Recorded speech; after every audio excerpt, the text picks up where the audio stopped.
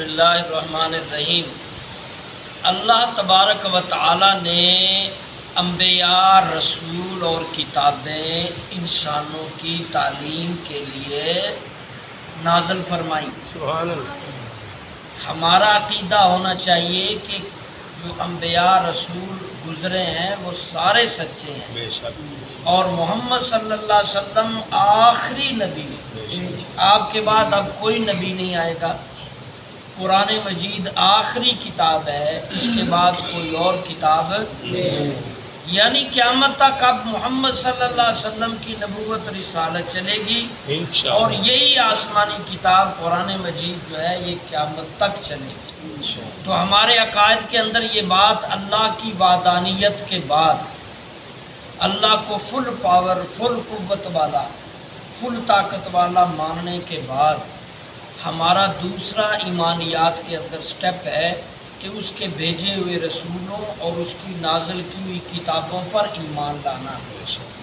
رسولوں کے اور نبیوں کے بارے میں لکھا ہے کہ نبی و رسول عبادات کے ذریعے نہیں بلکہ اللہ تعالیٰ نے انسانوں میں سے جس کو چاہا پہلے سے نبی یا رسول سلیکٹ کر لیا ہے۔ یعنی کوئی شخص یہ سمجھتا ہو کہ میں بہت زیادہ عبادت کر کے شاید نبی بن جاؤں، تو ایسا ممکن نہیں۔ نبی وہی ہیں جو اللہ نے منتخب کیے تھے۔ اب تو وہ ماضی میں بات چلی گئی کہ ہمارے نبی صلی اللہ علیہ وسلم کو بھی 1400 سال گزر گئے، اس کے بعد قیامت تک تو اب کوئی نبی کا سوال نہیں۔ بہرحال جتنے بھی نبی آئے اس کی تعداد کے بارے میں پکا پتہ نہیں، 1.25 لاکھ کم و بیش ہم اکثر کہہ دیتے ہیں، کہ پکی جو مکمل فگر ہے وہ کسی کو معلوم نہیں۔ جس طرح ہمیں رسول اللہ صلی اللہ علیہ وسلم پتہ چلا کہ کم و بیش یعنی کم بھی ہو سکتی ہیں، زیادہ بھی۔ ان نبیوں میں سے رسول وہ ہوتے ہیں جن پر کوئی شریعت نازل ہوئی ہو، جن کا کلمہ چلتا ہو، وہ تقریباً 313 ہیں۔ لا الہ الا اللہ عیسیٰ روح اللہ، لا الہ الا اللہ موسیٰ کلیم اللہ، لا الہ الا اللہ آدم صلی اللہ، لا الہ الا اللہ محمد رسول، یعنی اس طرح جن کا کلمہ چلتا ہو اور جن پر کوئی کتاب، کوئی قانون نازل ہوا ہو۔ اور عام نبی جو رسول نہیں ہے وہ ان رسولوں کے متحد ہوتے ہیں، یعنی سمجھ لیں 313 رسول ہیں تو باقی 1.25 لاکھ کم و بیش نبی ہیں۔ تو رسول کے بارے میں فرمایا کہ انسانوں میں سب سے بہترین اور اونچے درجے کا بشر رسول نبی ہوتا ہے۔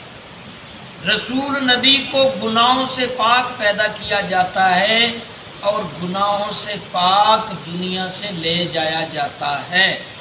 نبی رسول سے گناہ کبیرہ اللہ تعالیٰ دور رکھتا ہے، یعنی نبی جو رسول ہیں ان سے گناہ کبیرہ نہیں ہوتا، جو عمومی اللہ تعالیٰ بچا کے رکھتا ہے۔ اسی طرح جو صفات مکمل علم رسول نبی کے پاس ہیں وہ رسول کے بعد کسی اور بندے کے پاس نہیں، بزرگی کے اعتبار سے، شرف کے اعتبار سے، علم کے اعتبار سے، اللہ کے قرب کے اعتبار سے لاکھوں کروڑوں اربوں انسانوں میں سے بہترین مخلوق اس کے رسول اور نبی ہیں۔ اسی طرح کتاب 4 جو مشہور ہیں، قرآن، تورات، انجیل، زبور، صحائف۔ باقی صحائف تھے، لوگ تھوڑے ہوتے تو اس حساب سے تھوڑے قانونوں کی ضرورت تھی۔ جیسے جیسے آگے ہماری طرف آتا گیا ماحول، انسان بڑھتے گئے، زمین پر زیادہ ہوتے گئے، تو پھر قانون بھی زیادہ چاہیے، اس کے لیے پھر کتابیں بھی بڑی ہوتی گئی، یہاں تک کہ قرآن ایک جامعہ کتاب بنا دی۔ اس لیے جتنی آسمانی کتابیں آئی ہیں سب سے بڑی کتاب کون سی ہے؟ قرآن۔ اتنی موٹی اور اتنی بڑے احکام کسی کتاب میں نہیں، ساری پچھلے صحیفے، ساری پچھلی کتابیں اللہ نے اس قرآن کے اندر جمع کر دی، اور یہ ایک مجموعہ ہے۔ اور اس سے بھی آگے قیامت تک ہمارے پاس نبی صلی اللہ علیہ وسلم کی سنت سے اور کتاب سے ساری مشکلات کا حل موجود ہے، سارے احکام۔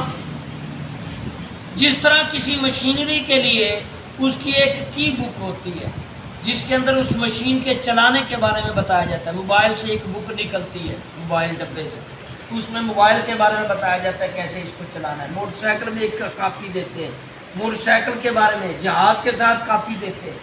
انسان کی بک ہے، انسان کی کاپی ہے قرآن مجید، جس سے انسان کے بارے میں سارے معلومات اس کے اندر موجود ہیں۔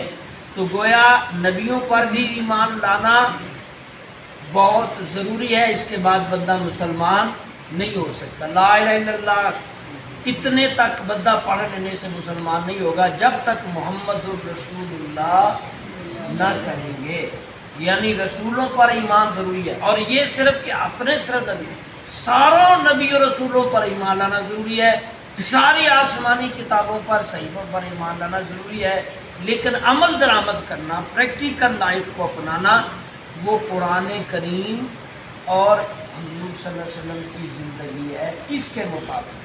کیونکہ پچھلی ہمارا احترام ہے لیکن وہ احکام منسوخ ہو گئے ہیں۔ اسی طرح جتنے بھی احکام اللہ نے نبیوں پر دیے، نبیوں نے آگے پہنچا دیے۔ نبی اپنے کاموں میں غفلت نہیں کرتے، رسول اپنے کام سارے سر انجام۔ اب ہمارا عقیدہ یہ ہے کہ نبی برحق ہیں، نبی بے عیب ہیں، نبی معصوم ہیں، نبی سب سے اونچے درجے والے بشر ہیں، یہ ہمارا عقیدہ۔ نبی سے گناہ کبیرہ نہیں ہو سکتا۔ اسی طرح نبیوں کے بارے میں تو ہمارے پاس سارا معلومات ہیں، جو نبی تقریباً آپ نے 19 کے قریب 19 تقریباً نام نبیوں کے قرآن میں موجود ہیں، کچھ حدیث میں بھی ہیں، لیکن سب کے ضروری نہیں تھے۔